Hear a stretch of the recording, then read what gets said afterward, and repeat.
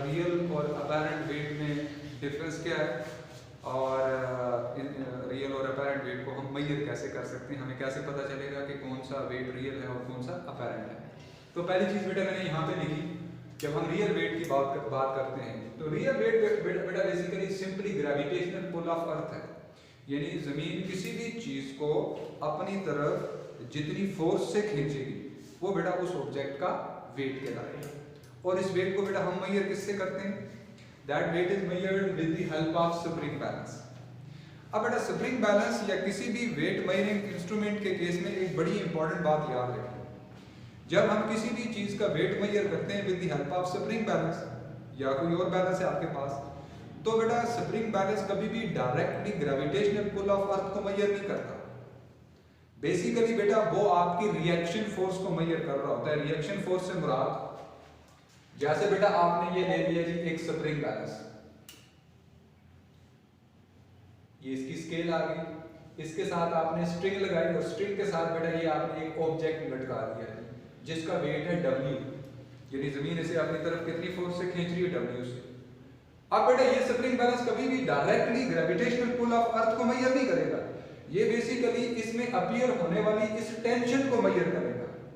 अब चूंकि ज्यादातर केसेस में बेटा ये जो टेंशन है, ये जो रिएक्शन फोर्स है, ये वेट के इक्वल होती है और हम कहते हैं यही ऑब्जेक्ट का वेट है। तो इसका मतलब बेटा फिर रियल वेट को हम डिफाइन कर सकते हैं। अच्छा, तो रियल वेट को बेटा फिर हम ऐसे डिफाइन कर सकते हैं कि जब gravitational pull of the earth और रिएक्शन फोर्स जो कि आपका स्प्रिंग बैलेंस मेजर कर रहा है, ये दोनों इक्वल होंगे तो स्केल पे अपीयर होने वाली रीडिंग को बेटा फिर हम रियल वेट का नाम देंगे। और जब ये दोनों बराबर नहीं होंगे, यानी ग्रेविटेशनल पुल ऑफ अर्थ और ये जो रिएक्शन फोर्स है ये बराबर नहीं होंगे, उस वक्त जो बेटा यहाँ पे स्केल पे रीडिंग अपीयर होगी उसे हम नाम देंगे अपैरेंट वेट का। यानी जब ग्रेविटेशनल पुल और रिएक्शन बराबर तो इसका मतलब रियल वेट, बराबर नहीं है तो अपैरेंट वेट। अब ये कब ज्यादा होंगे, यानी कब ये दोनों ग्रेविटेशनल पुल और रिएक्शन फोर्स बराबर होंगे और कब नहीं होंगे, ये आगे हम डिफरेंट केसेस में डिस्कस करेंगे। तो पहले इनकी डेफिनेशंस देखते हैं। The weight of an object, the weight of an object when gravitational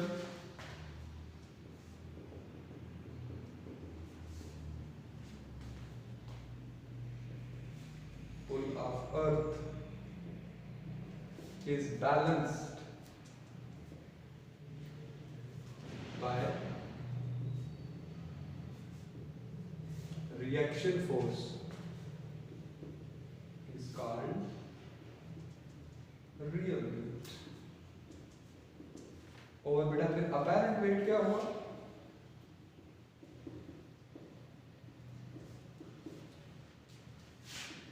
the weight of an object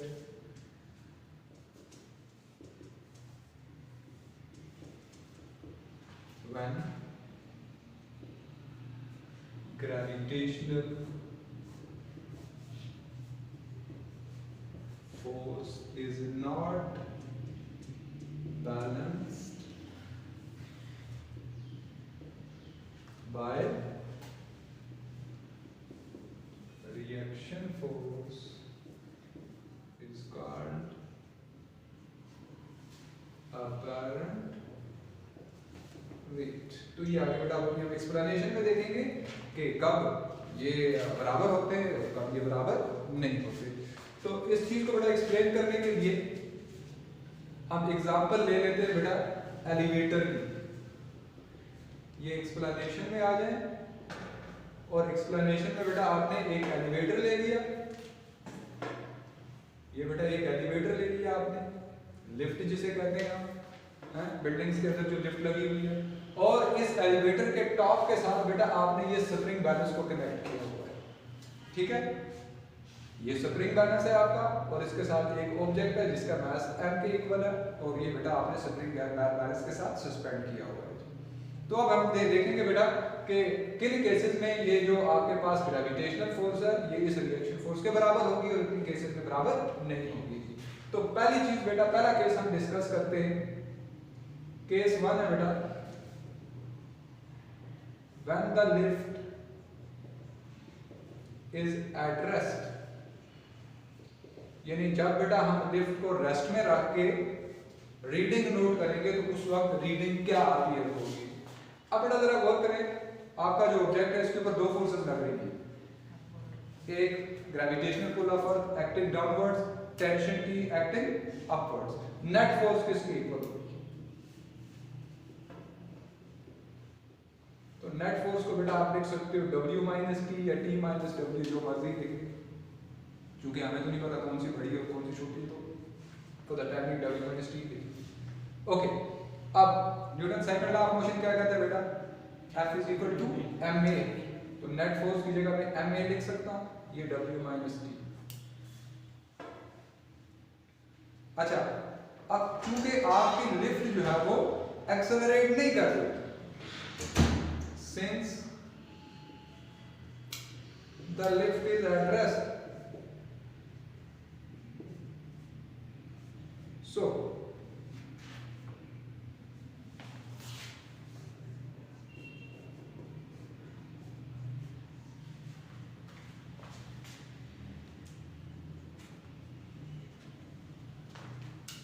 since the lift is at rest, so acceleration बेटा क्या होगी? जीरो। तो इसका मतलब मेरा में जीरो हो गया। Zero is equal to W minus T, या बेटा T को हम W के इक्वल लिख सकते हैं। इसका मतलब है, हाँ जी, रिएक्शन फोर्स और ग्रेविटेशनल पुल बराबर आएगा। तो इसका क्या मतलब होगा बेटा? इसका मतलब ये होगा कि जो स्प्रिंग बैलेंस की रीडिंग है वो आपको रियल वेट का बता रही है। ये जो आपने मेजर किया, ये क्या है? Real. That is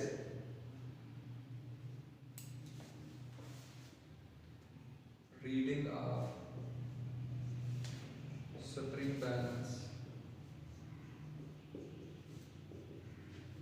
indicates real weight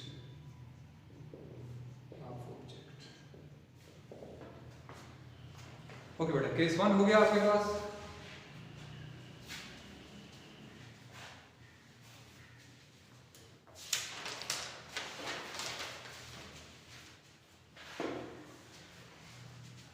अब इसके बाद आ जाए बेटा इसके केस नंबर 2 की तरफ, और इसमें बेटा हम अज्यूम करते हैं कि हमारा एलिवेटर या लिफ्ट जो है ये अपवर्ड डायरेक्शन में एक्सेलरेट कर रही है। When the lift is accelerating upwards.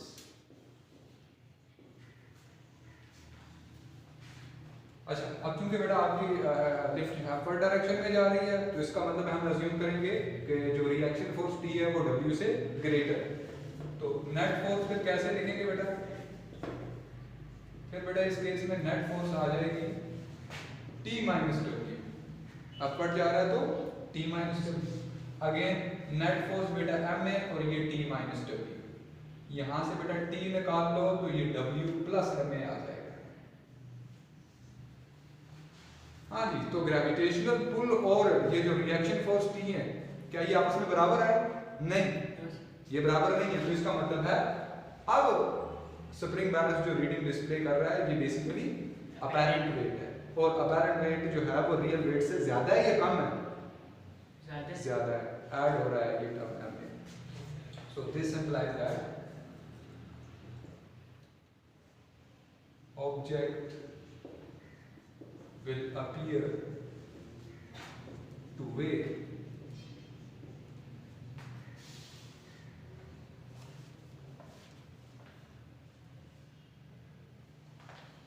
or simply living the object will weigh more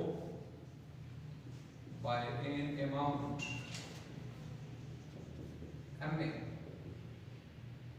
कितना ज्यादा हमें दिखेगा ये, वो कितना भारी दिखेगा MA की। अब आ जाए बेटा केस 3 की तरफ।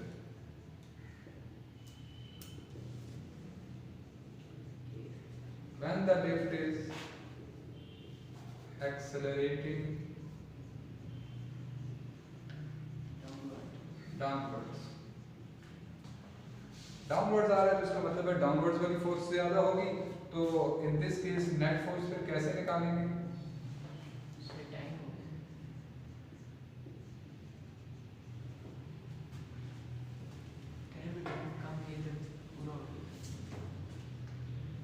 नेट फोर्स बेटा किसके इक्वल होगी?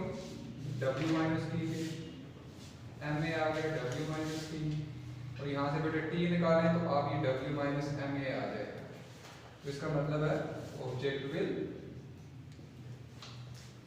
वे less by an amount M A. तो ये बेटा आपकी अपनी ऑब्जर्वेशन भी होगी, कभी आप एलिवेटर में अपवर्ड जा रहे हो तो आप अपने आप को भारी फील करते हो, क्योंकि आपको ग्राउंड से ज्यादा रिएक्शन मिल रहा होता है, आपको लगता है आपका वेट बढ़ गया। नीचे जा रहे हो आप, एक्साइटमेंट सी फील होती है और आप फील करते हो कि आप जैसे गिर रहे हो, आपका वेट कम हो गया, अपने आप को बड़ा लाइट फील करते हो। तो उसका क्या रीजन है कि उस वक्त आपका अपैरेंट वेट कम हो जाता है, क्योंकि आपको रिएक्शन फोर्स कम मिल रही होती है। ये बेटा हमने 3 केसेस पढ़ लिए कि रेस्ट में जब ऑब्जेक्ट लिफ्ट को रखेंगे रियल वेट, बाकी दोनों केसेस में जो वेट आएगा वो अपैरेंट वेट होगा। अब लास्ट केस है बेटा कि अगर आपकी लिफ्ट फ्री फॉल में हो, when the lift is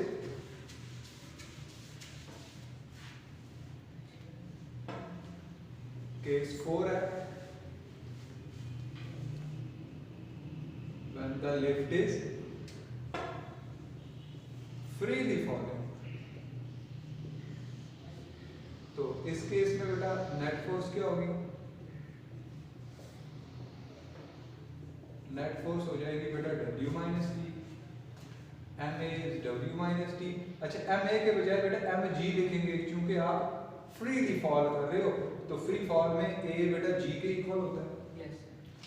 अच्छा, यहाँ से टी आ जाएगा बेटा W माइनस एम जी, और W खुद बेटा किसके इक्वल होता है? एम जी के।